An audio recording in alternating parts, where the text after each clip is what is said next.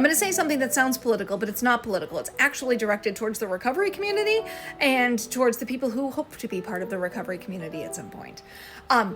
When JD Vance was on Theo Von's podcast, he talked about how his mom was going to hit 10 years sober in January. And that struck me because I knew if he was elected, he was going to be inaugurated as the vice president in January as well. And I thought, for those two things to line up so perfectly, it almost writes a story that gives so much hope to people who feel like they can't rebuild. And I don't know a lot about his story, but I do know that his mom didn't raise him for the most part, or at all, I assume. They rebuilt a relationship in adulthood, in his adulthood, that he had to work through a whole lot of things with her, and she had to work through a whole lot of things and guilt and such that I'm sure she dealt with. And she put the work in 10 years ago and pushed for recovery for her, so that she could be healthy enough so that then she could repair a relationship with him and then be able to be involved in his wife and children's lives. And now, on the 10th anniversary of her putting in all that work and them doing all of this work to get to this point, she gets to watch him become the 47th vice president of the United States.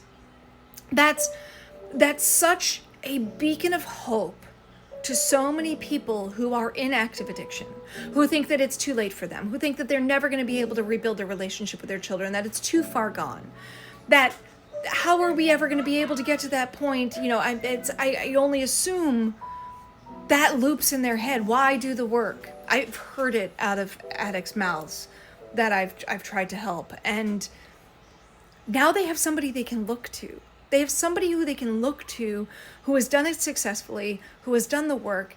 And sometimes you need those role models. You know, we are privileged to have people like us, like with Theo, like Jelly Roll, like a lot of amazing people who are in recovery who share their testimonies.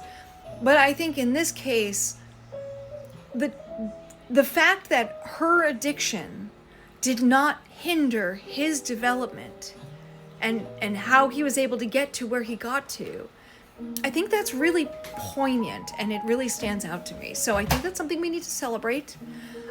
Even if you don't agree with the people, I think it's something that we need to celebrate, because when we celebrate other people in recovery and we celebrate other people who have done the work and have rebuilt lives and rebuilt relationships, and when we celebrate that, it gives hope for people who are still stuck in those really dark places.